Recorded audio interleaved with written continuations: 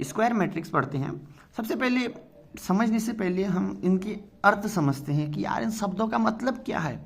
अगर ध्यान से देखो तो स्क्वायर का मतलब हम जानते हैं। अगर मैं क्या करता हूँ, फॉर एग्जांपल मैंने 4 लकड़ी के टुकड़े लिए, तो इन चारों से अगर मेरे से कहे कि यार इससे मेरे को स्क्वायर बनाना है, तो मीनिंग क्या होगी कि सभी लकड़ी के जो डंडे हैं वो सभी का जो लेंथ होगी वो क्या होगी, जनरली सेम होगी। फॉर एग्जांपल सिंपल सी बात, अगर मैं स्क्वायर बनाना चाहता हूँ तो स्क्वायर क्या होगा, अगर मैं कहूँ कि तुम्हारे पास पेन है, समझो कि ये मेरी पेन है, तुम्हारे पास यही पेन है, और मैं तुमसे कहूँ कि इससे एक स्क्वायर बना के दिखाओ, 4 पेन है तुम्हारे पास, क्या करोगे, सभी की लेंथ सेम है, तुम सभी जगह तो स्क्वायर ही बनोगे। यानी कि सभी चीज़ें क्या है इस केस में, सभी जो लेंथ है वो क्या है, बराबर है, तो ठीक हो जाएगा। और मैट्रिक्स, मैट्रिक्स क्या है, एक अरेंजमेंट है। क्या है, मैट्रिक्स का मतलब तो अरेंजमेंट है ना। तुम्हारी मन की ना, तुम किसको भी अरेंजमेंट, तुमने कहा कि मैं ब्लैक पेन का अरेंजमेंट बनाना चाहता हूँ, तो ये भी एक मैट्रिक्स फॉर्म है, और इसको तुमने स्क्वायरिक फॉर्म में बनाते हो, क्या बन जाएगा, स्क्वायर मैट्रिक्स, यानी arrangement of this thing which are in स्क्वायरिक फॉर्म, लेकिन सेम। ओके, इसको दूसरा एग्जाम्पल समझते हैं। जैसे हम जनरली कोई स्पोर्ट्स का एग्जाम्पल लेते हैं, किसी का भी एग्जाम्पल ले लो। मान लेते हैं कि मैं खुद ही बना रहा हूँ, अभी बना रहा हूँ, देखो हाँ, हाँ चलो, आजकल इंडिया का मैच चल रहा है, वही बनाते हैं, और क्या बनाते हैं। चलो एक काम करते हैं, वो उसको छोड़ दो। एक फील्ड में है,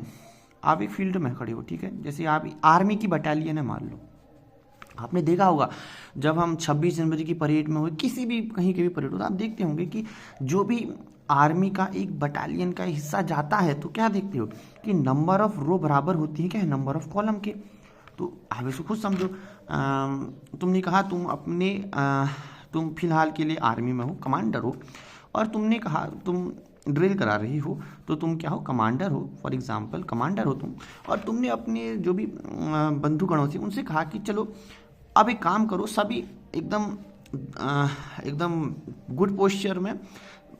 4 लाइन बनानी है तुमको, या 5, जो भी मान लो, तुमने 5 लाइन बनानी मान लो,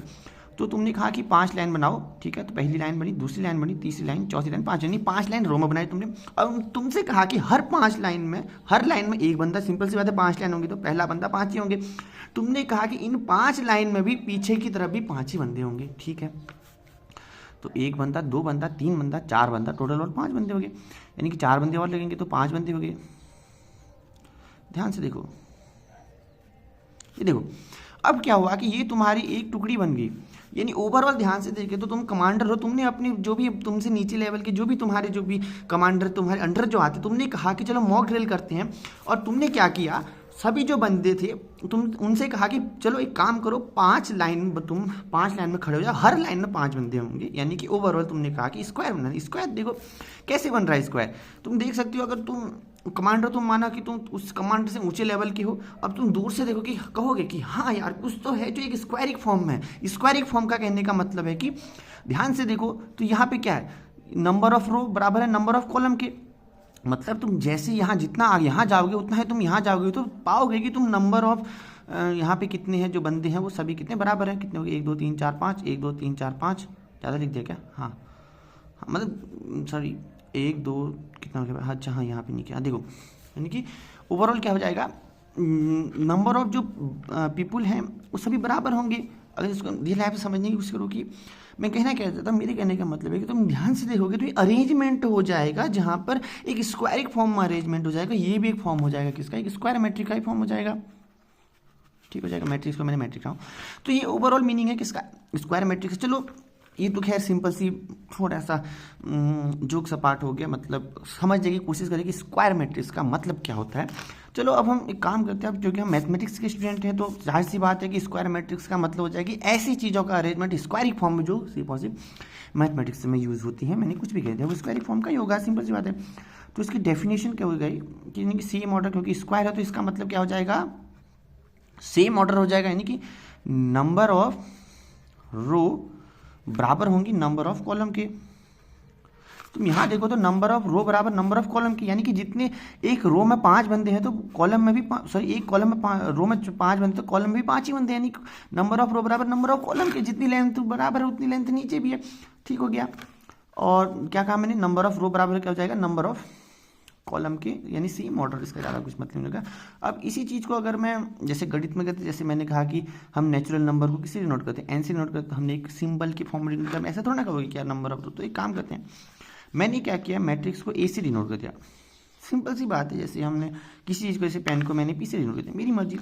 किसी से भी मान लो, मैंने ए से डिनोट कर दिया, क्योंकि कैपिटल से मानना ज़्यादा बढ़िया रहता है, क्योंकि बड़ी चीज़ को बात करें तो एलिमेंट को हमने छोटे से कह दिया तो सिंपल सी बात है, उसको कैपिटल से करो, तुम कुछ भी मान लो। अब क्या करेंगे, सिंपल सी बात है, जर्नल फॉर्म आई जे होता है, ए आई जे जनरल फॉर्म का मतलब जिसकी वजह से तुम कह सकते हो कि हाँ इसमें जो भी डालूंगा वो जर्नल उसी संबंधित आएगा। जैसे मैंने कहा कि अगर मैं n+2 डालूंगा तो जहाँ पर n की वैल्यू ग्रेटर देन 1 होगी तो हर केस में मेरे को 3 से ज़्यादा का नंबर मिल जाएगा। ठीक हो गया, तो यानी कि एक जर्नल फॉर्म हो जाएगा लिखने का, 3 से ज़्यादा का नंबर मैंने एक फॉर्म लिख दिया, ठीक हो गया। तो ओवरऑल जनरल फॉर्म का मतलब हो गया कि तुम जैसे कि ज़्यादा से ज़्यादा चीज़, जिस चीज़ की बारे में बात करें कि जर्नल फॉर्म की बात करें, तो जनरल फॉर्म को हम सिंपल समझ सकते हैं कि जैसे हमने कहा कि यार कोई पहाड़, जैसे मैंने इसका मान लिया, जैसे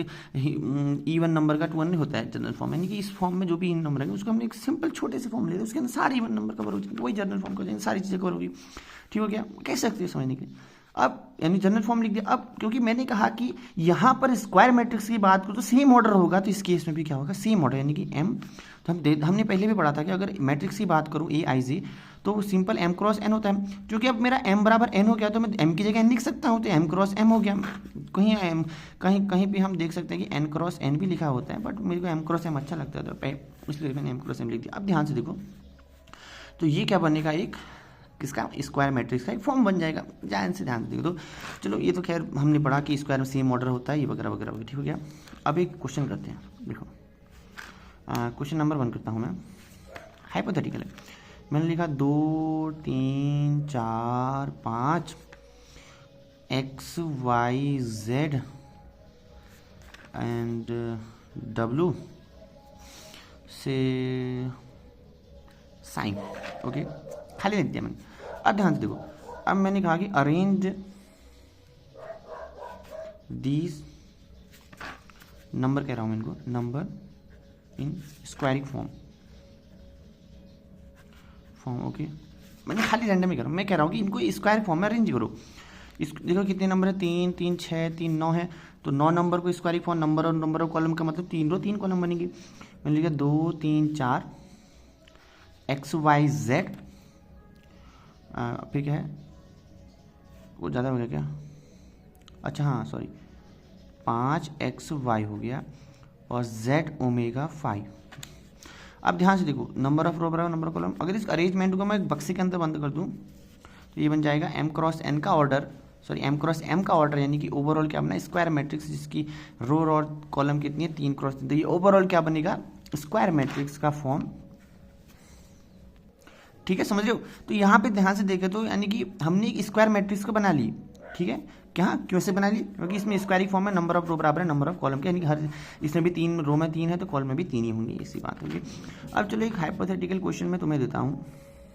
जरूर करना। मैंने कहा कि मेक ओन क्वेश्चन, मतलब मेरे कहने का मतलब है कि खुद से, तुमने अभी स्क्वायर मैट्रिक्स पढ़ी, जाहिर सी बात आपको समझ में आए, नहीं आए तो 2-3 बार देखना है। इसके बाद इसको पहले तो एक कॉपी पेन में खुद से समझाने की कोशिश करो, अगर समझ में आ रहा तो ठीक है। उसके बाद अपने मन से 2 से ज़्यादा, ठीक है, मोर देन 2 क्वेश्चन खुद बनाओ और उससे खुद के क्वेश्चन सॉल्व करो। मैं कुछ ये नहीं कह रहा हूँ कि तुम किसी चीज़ बनाओ, तो चाहे तुम अपने बाहर के सराउंडिंग के एरिया के देख के बनाओ, चाहे तुम गणित कुछ भी फॉर्मूले से बनाओ, कहीं से भी बनाओ, मैं ये नहीं कहता यार कितना हार्ड हो कितना सो, खुद का क्वेश्चन बनाओ, खुद का आंसर बनाओ, देखो कि क्या तुम सही हो क्या तुम गलत हो। तो मेरे कहने मतलब खुद की थिंकिंग डेवलप करो, ठीक है, तो खुद अपना क्वेश्चन बनाओ, खुद से सोचो कि यार अगर ऐसा क्वेश्चन बनाओ तो क्या होगा, जैसे मैंने अभी खुद से बनाया, मुझे भी थोड़ा पता था, तो ये कहीं किताब नहीं है। तो देखो, तो खुद का क्वेश्चन बनाओ, जहाँ तक है कोशिश करो बनाने की, और हो सके तो 2 से ज़्यादा बनाना। देखते हैं, चीटिंग मत करना प्लीज़, किसी से भी यूज़ मत करना, AI ना कुछ, सिर्फ खुद का थिंकिंग, ओके। अगर हाँ, और अगर आपको समझ में आए तो एक बार खुद से समझाने की कोशिश करना अपने आप को, क्या तुम समझा पा रहे हो, ठीक है। तो मिलते हैं आपको अगली वीडियो में, तब तक के लिए बाय।